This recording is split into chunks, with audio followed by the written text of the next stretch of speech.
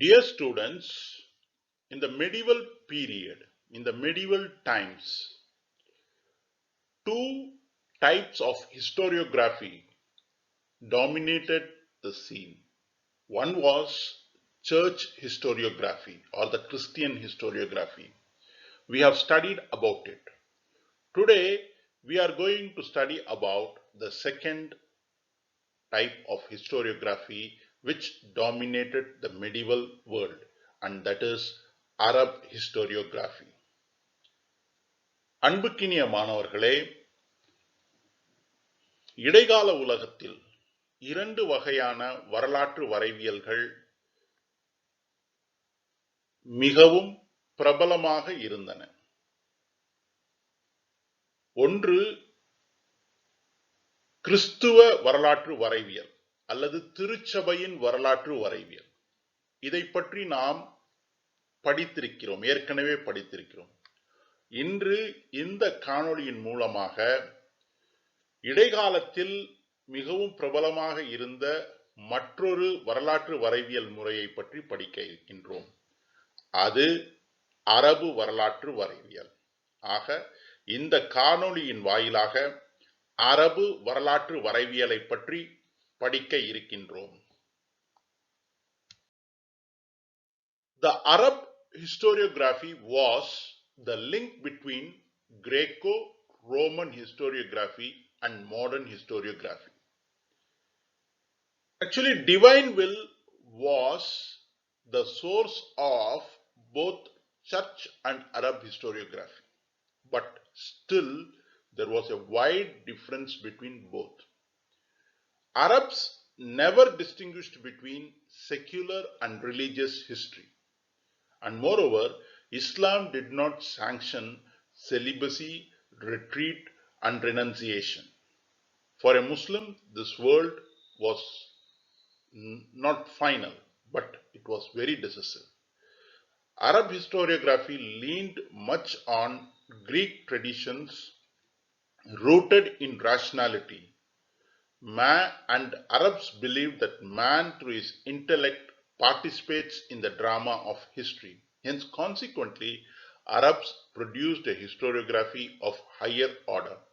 Arabs made significant contribution to historiography. அன்புக்கினிய மாணவர்களே, அரபு வரலாற்று வரைவியல் என்பது பழங்கால கிரேக்க ரோமானிய வரலாற்று வரைவியலுக்கும் நவீன வரலாற்று வரைவியலுக்கும் இடையே இருந்த ஒரு தொடர்பாக இருந்தது. இடைக்காலத்தில் திருச்சபையின் வரலாற்று வரைவியல் இருந்தாலும் அது கிரேக்க ரோமன் வரலாற்று வரைவியலிலிருந்து மாறுபட்டிருந்தது. ஆக கிரேக்க ரோமன் வரலாற்று வரைவியலின் அடிப்படை அம்சங்களை எடுத்துக்கொண்டு அரபு வரலாற்று வரைவியல் தனக்கென்று ஒரு முறையை வகுத்து அந்த முறையை நவீன கால வரலாற்று வரைவியல் வருவதற்கு ஊக்கப்படுத்தி கிரேக்க ரோமன் வரலாற்று வரைவியலுக்கும் நவீன வரலாற்று வரைவியலுக்கும் இடையே ஒரு பாலமாக அரபு வரலாற்று வரைவியல் அமைந்திருந்தது. அரபு வரலாற்று வரைவியலுக்கும் திருச்சபையின் வரலாற்று வரைவியலுக்கும் அடிப்படையில்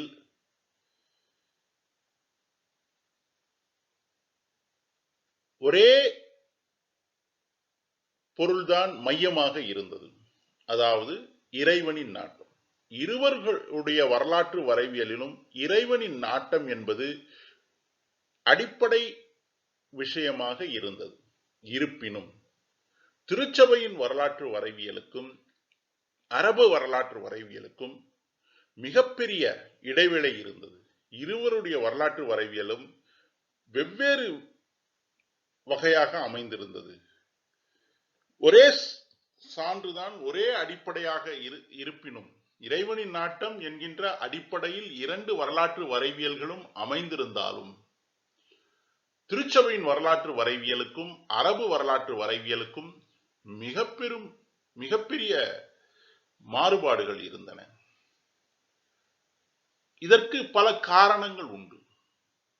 ஒரு விஷயம், அரபு வரலாற்று வரைவியல் என்பது சமயம் சார்ந்த வரலாற்று வரைவியல், சமயம் சாராத வரலாறு என்று ஒரு பாகுபாடு செய்யவில்லை.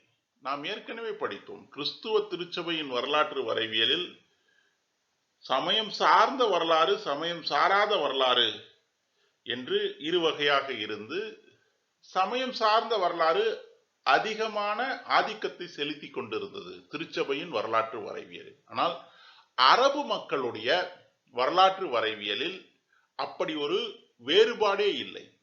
சமயம் சார்ந்த வரலாறு, சமயம் சார்பற்ற வரலாறு என்ற வேறுபாடே அரபு வரலாற்று வரைவியலில் இல்லை. அதே போல் அரபு வரலாற்று வரைவியல் அல்லது அரபு மக்களுடைய அடிப்படை சமயமான இஸ்லாம் என்றைக்குமே சந்நியாசம் அல்லது உலகத்தை விட்டு, உலக வாழ்க்கையை விட்டு ஒதுங்கி ஒரு சந்நியாச வாழ்க்கையை வாழக்கூடிய ஒரு சூழலை என்றைக்குமே இஸ்லாம் அனுமதிக்கவில்லை.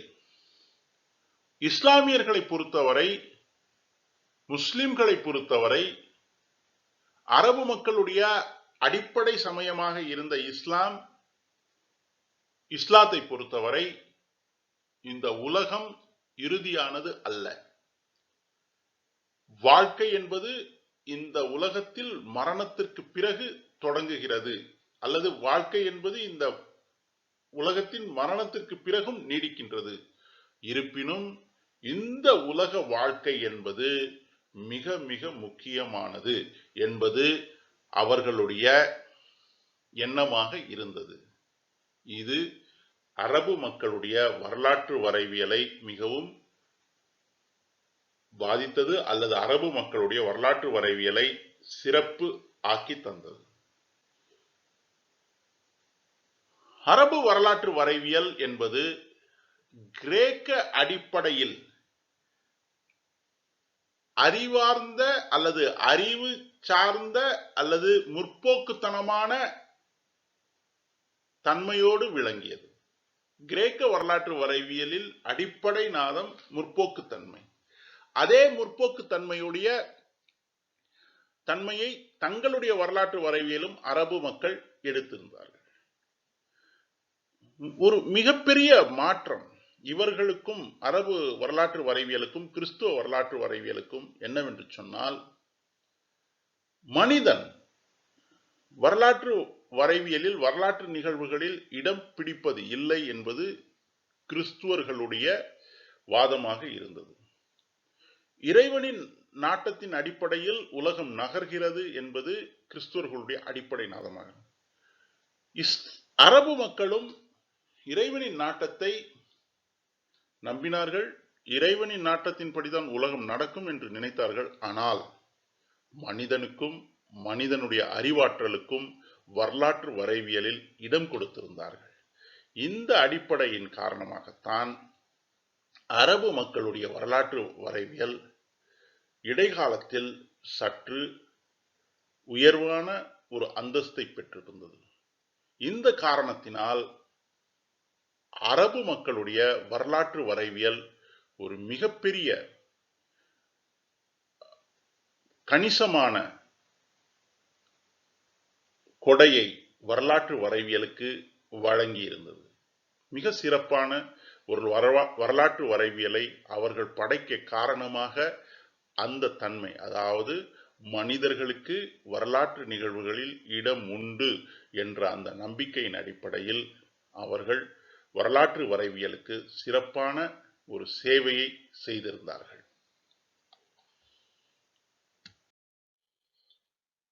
Arabs had a strong sense of history like the Jews, and they had established an empire spreading 3 continents, that is Asia, Europe and Africa. And they made history before writing history.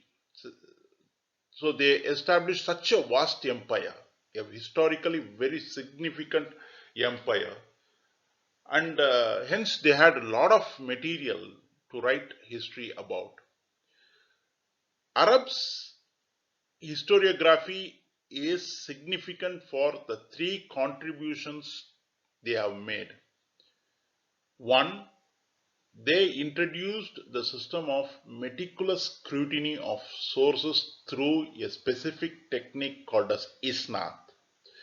ISNAD is a technique by means of which they verify the source of information, or when they have an information with them, they check who gave this information, and when they check who gave this information, they go to the root. So to him, how did that information come, and to him, how did that come? So they create a chain of the passage of information until they reach the first person who has from where this information has emerged. So they check the meticulous. They had a system of meticulous scrutiny of sources, and this was a very important contribution of the Arabs to historiography. Second important contribution of Arabs to historiography was their travel accounts. These travel accounts were delightful and informative, and Arabs had a very great taste for travel. They traveled to different places. They recorded their travels from personal observations, and this travel accounts formed an important source of history and historiography in the medieval period. Third great contribution of Arab historiography was great philosophers like Ibn Khaldun and Ibn Rashid. These two historiographers, Ibn Rashid and Ibn Khaldun, were philosopher historians, or in other terms, they believed that history has a philosophy to teach. History has a message to give. So these two philosophers, philosopher historians, were a significant contribution of Arab historiography to the field of historiography. Among these two people, Ibn Khaldun is considered to be one of the mightiest minds of the world. He laid the foundation of science of culture, or in other words, he studied about culture. He uh, studied about the science of culture, and as a consequence, he analyzed influence of environment on man, origin and development of society, psychological desires and material needs. These were certain topics of interest in which Ibn Khaldun had made analysis. And finally, he came out with the factors of genesis of culture. He found out that culture is influenced by four important factors. One, the material needs. Two, the political institutions that developed. Three, the moral nature of the society. Four, the goals of the individuals in the society.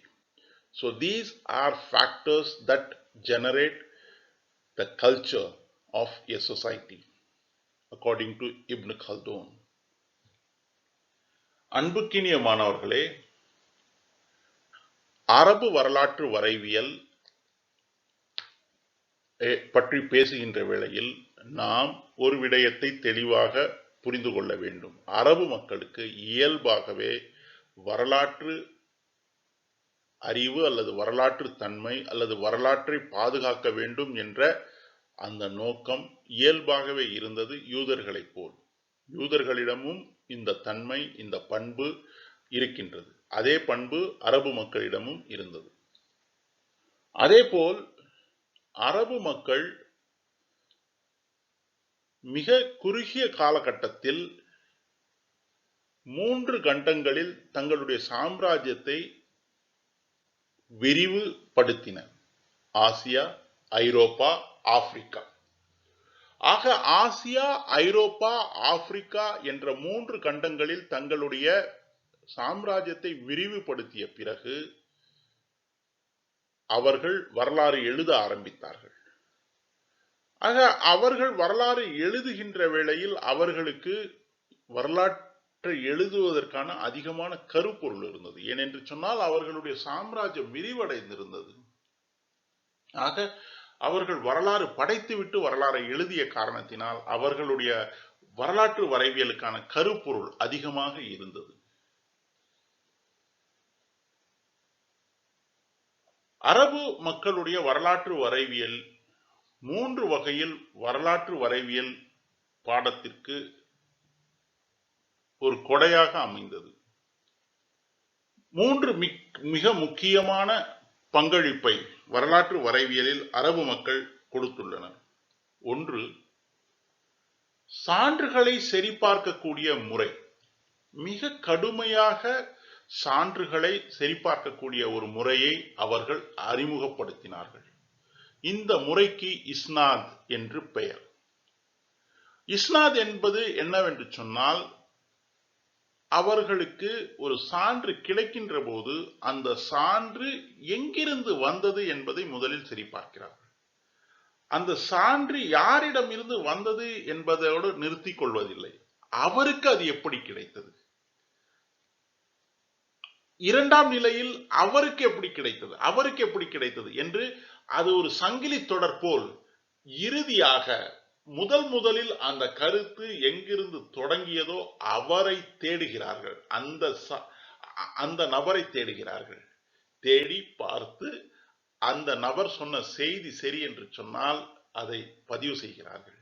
இது இஸ்னாத். ஆக ஒரு மிக கடுமையான சான்றுகளை சரிபார்க்கக்கூடிய முறை. ஒருவர் சொல்லிவிட்டார் என்பதல்ல, சொன்னவர் அவருடைய மூலம் என்ன, அவருடைய மூலம் என்ன. ஆக அந்த வேர்வரை சென்று முதலாக அந்த கருத்து எங்கு உருவானதோ அதை தேடி அதிலிருந்து அவர்கள் தகவல்கள் பெறுகின்றார்கள். அந்த முறை மிக கடுமையான ஒரு முறை. அதே போல்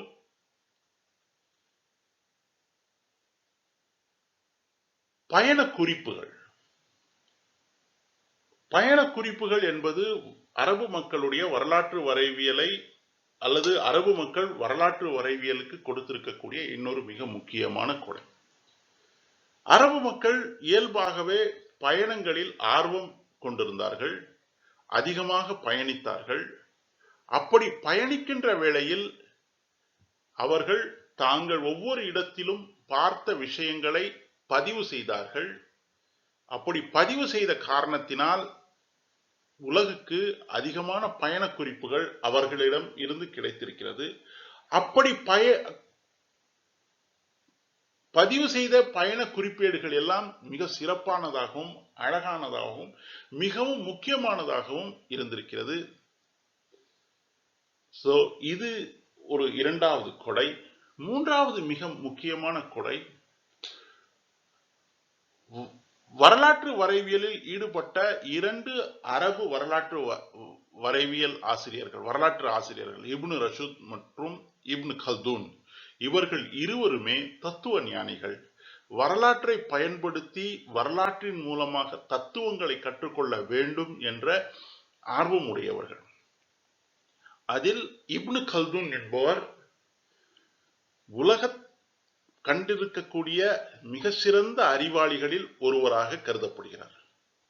மிக சிறந்த அறிவாளிகளை பட்டியலிடும் போது அதில் இவருக்கும் ஒரு இடம் உண்டு என்று சொல்லுகிறார்கள். இப்னு கல்தூன் இவர் கலாச்சாரத்தின் அறிவியலை பற்றி படித்தார். கலாச்சாரம் என்பது என்ன, அது எங்கிருந்து உருவாகுது, அது எப்படி உருவாகிறது என்ற அறிவியலை, கலாச்சாரத்தின் அறிவியலை படித்தார் இப்னு கல்தூன். அப்படி படிக்கின்ற வேளையில் அவர் இயற்கை மனிதனை எப்படி பாதிக்கிறது, இயற்கைக்கும் மனிதனுக்கும் இருக்கக்கூடிய தொடர்பு என்ன, ஒரு சமூகம் எப்படி உருவாகிறது, அது எப்படி வளர்கிறது, அது எப்படி வளர்ச்சி பெறுகிறது என்பதை பற்றி படித்தார். அதே போல் மனிதர்களுடைய உளவியல் ஆசைகள் மற்றும் பொருளியல் தேவைகளை பற்றி படித்தார்.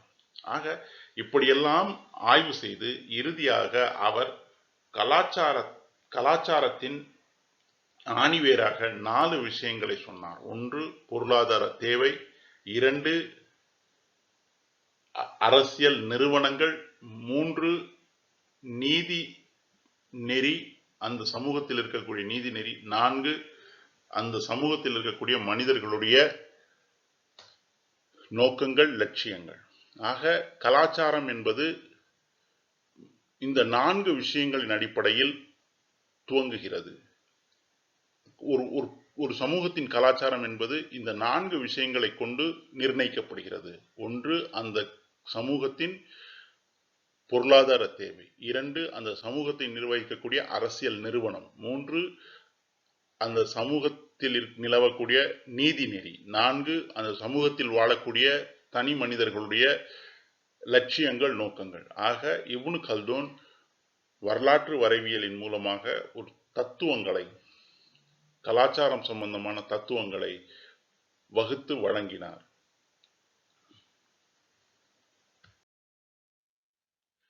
Pre-Islamic history like Greece emerged from poetry. So pre-Islamic history was ballad. It was half legend and half history. Ishaq is said to be one of the earliest historians of Arabia. He has written about Umayyad dynasty. The Arabs, like other Semitic people, have been very strict in observing genealogical traditions. As already said, as already pointed out, the Arabs followed a meticulous scrutiny of the sources with the help of the method called as Isnad. So in Isnad, what happens is, when a person is considered to be the source, it is not believed just like that. They go to the root of the source of information. That is, they trace how did this information come to the first source. From that, they go to the next person who gave this source to him.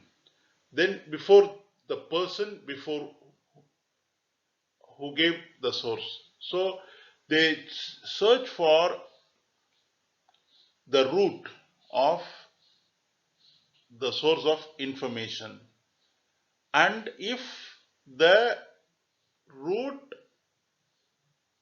or the person from where this information originally arrived or originally originated is trustworthy, then only they take the information. Otherwise, they neglect the information. That is, if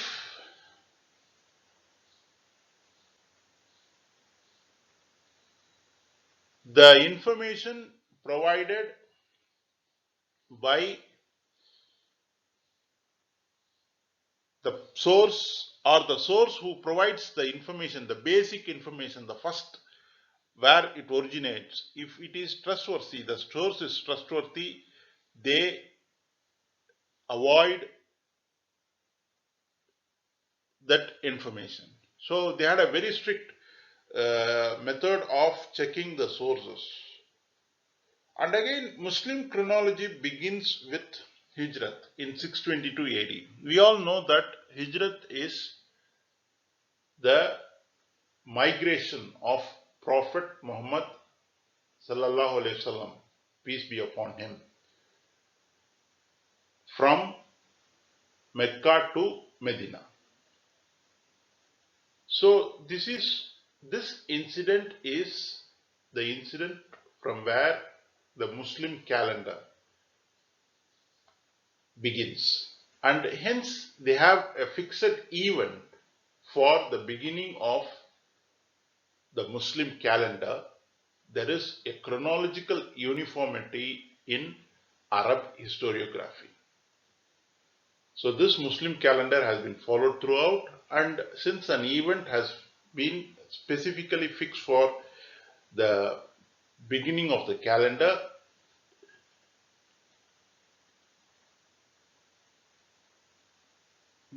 there is a chronological uniformity.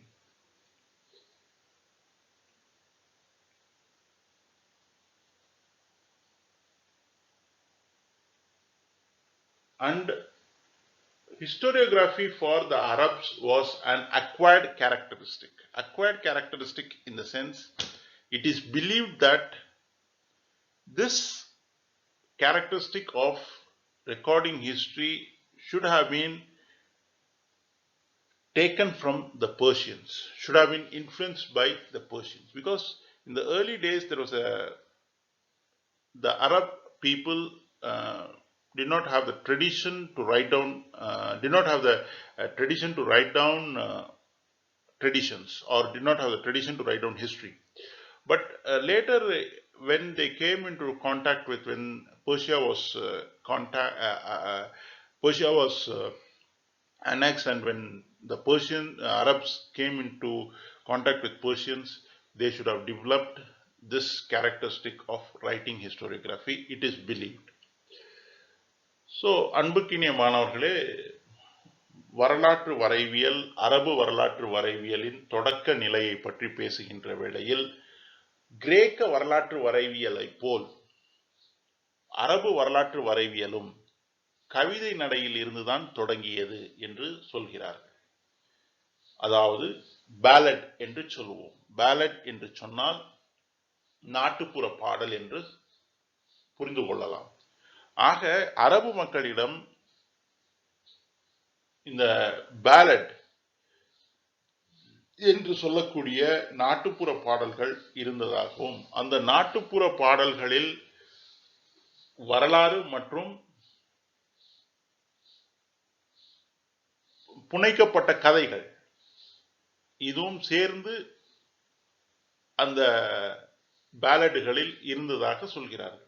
ஆக கிரேக்கர்கள் எப்படி கவிதை நடையிலிருந்து வரலாறுகளை உருவாக்கினார்களோ, அதே போல் அரபு மக்களும் இஸ்லாம் தொடங்குவதற்கு முன்னால், அரபு நாட்டில் இஸ்லாம் உதிப்பதற்கு முன்னால், அரபு நாட்டில் இஸ்லாம் உதயமாவதற்கு முன்னால் அவர்களிடமும் பேலட் என்ற ஒரு வகையான நாட்டுப்புற பாடல்கள் இருந்திருக்கின்றன. அந்த பாடல்கள் வழியாக வரலாறை பேசியிருக்கிறார்கள். ஆனால் அந்த வரலாறு முழுக்க முழுக்க உண்மையான வரலாறுகள் அல்ல, அதில் வரலாறும் லெஜெண்டுகளும் கலந்திருந்தன.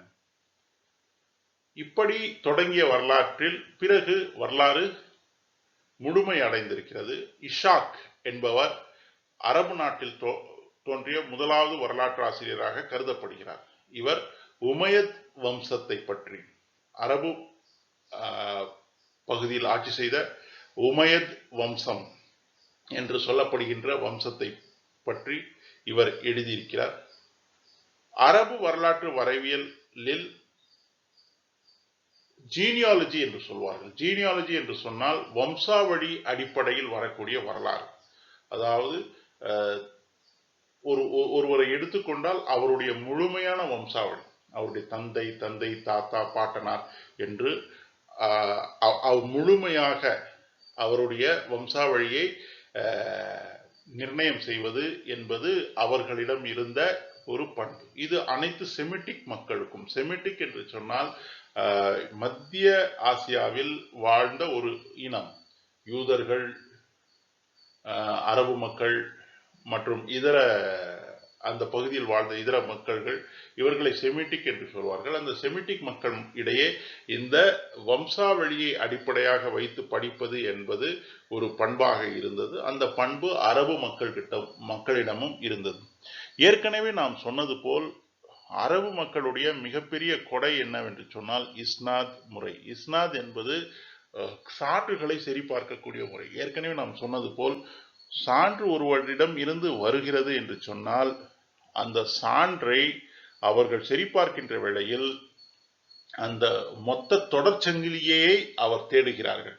அதாவது அந்த சான்று எனக்கு எங்கிருந்து வந்தது, எனக்கு யார் சொன்னார்களோ அவருக்கு எங்கிருந்து வந்தது, அவருக்கு எங்கிருந்து வந்தது என்று ஒரு தொடர்ச்சங்கிலியாக அந்த செய்தி எங்கே இருந்து தொடங்கியதோ முதல் நபரிடம் இருந்து வரை அந்த செய்தியை தேடி போகிறார்கள். அப்படி செல்லுகின்ற வேளையில் அந்த முதல் நபர் என்று அவர்களால் அடையாளப்படுத்தப்படுகின்ற நபர் நம்பிக்கைக்குரியவராக இருந்தால் அந்த சான்றை எடுத்துக் கொள்கிறார்கள். அவருடைய நம்பிக்கையில் ஏதேனும் சிறிதளவும் சந்தேகம் இருந்தால் அந்த நம்பிக்கையை அந்த சான்றை புறம் தள்ளிவிடுகிறார்கள். நம்பிக்கையில் சிறிதளவு சந்தேகம் இருந்தாலும் அந்த சான்றை புறம் தள்ளிவிடுகிறார்கள். ஆக அந்த முறை மிகவும் ஒரு கடுமையான முறையாக இருந்தது. அது அவர்களுடைய வரலாற்றின் தன்மையை சொல்கிறது. வரலாற்றுக்கு அவர்கள் கொடுத்த முக்கியத்துவத்தை பற்றி, வரலாற்றில் உண்மைக்கு அவர்கள் கொடுத்த முக்கியத்துவத்தை பற்றி அந்த செய்தி சொல்கிறது. அதே போல் அரபு மக்களுடைய கால நிர்ணய முறை ஹிஜ்ரத் என்கின்ற நபிகள் நாயகத்துடைய பயணம். மெக்காவிலிருந்து நபிகள் நாயகம் அவர்கள் 622 மெதினாவுக்கு குடிபெயர்ந்தார். இந்த நிகழ்வு ஹிஜ்ரத் என்று சொல்லப்படுகிறது. இந்த நிகழ்வு இஸ்லாமியர்களுடைய கால வரிசையை அல்லது காலத்தை கேலண்டரை குறிக்கின்றது. அதாவது இஸ்லாமியர்களுடைய கேலண்டர் என்பது எங்கு தொடங்குகிறது என்று சொன்னால் 622 ஏடியில். 622 ஏடி என்பது இஸ்லாமியர்களுக்கு இஸ்லாமிய வருடத்தில் முதல் வருடம். ஏனென்று சொன்னால் அந்த இஸ்லாமியர்களுடைய கேலண்டர், இஸ்லாமியர்களுடைய தேதியிடும் முறை அந்த இடத்திலிருந்து தான் தொடங்குகிறது. அது முதல் வருடம். அப்படி ஒவ்வொரு வருடமும் அந்த காலத்தில் இருந்த அந்த நிகழ்விலிருந்து கணிக்கப்படுகிறது. ஆக ஒரு தெளிவான நிகழ்விலிருந்து அவர்களுடைய காலம் நிர்ணயம் செய்யப்படுவதால் ஒரு வகையான கால வரிசையில் நேர்மை இருந்தது. அரபு வரலாற்று வரைவியலில் கால வரிசையில் எந்த குழப்பமும் இல்லாமல் இருந்தது. அதே போல் அரபு மக்களுக்கு வரலாற்று வரைவியல் என்பது அவர்கள் பாரசீகர்களிடமிருந்து பெற்ற பாடமாக கருதப்படுகிறது. ஏன் என்று சொன்னால் அரபு மக்களிடம் ஆரம்பத்தில் பாரம்பரியங்களை பதிவு செய்யக்கூடிய அந்த பண்பு இல்லை. ஆனால் பிற்காலத்தில் அது அவர்களிடம் இருப்பதை காணுகின்றோம். அப்படி இருக்கக்கூடிய காரணம் பாரசீகர்களுடன் அரபு மக்களுக்கு ஏற்பட்ட தொடர்பு என்று வரலாற்று ஆசிரியர்கள் சொல்லுகிறார்கள். ஆக இது அரபு வரலாற்று வரைவியலில் மிக முக்கியமான சில அம்சங்களாக இருந்தன. இன்னும் இந்த அரபு வரலாற்று வரைவியலை பற்றி நாம் அடுத்த வகுப்பில் தொடர்ந்து படிப்போம். This presentation was prepared with the help of B. Sheikhali's book History, Its Theory and Method, published by Macmillan India. இந்த காணொளியானது திரு பி ஷேக்கலி அவர்களுடைய புத்தகமான history, it's theory and method, Macmillan இந்தியாவின் மூலமாக பிரசுரிக்கப்பட்ட அந்த புத்தகத்தின் அடிப்படையில் அமைக்கப்பட்டது.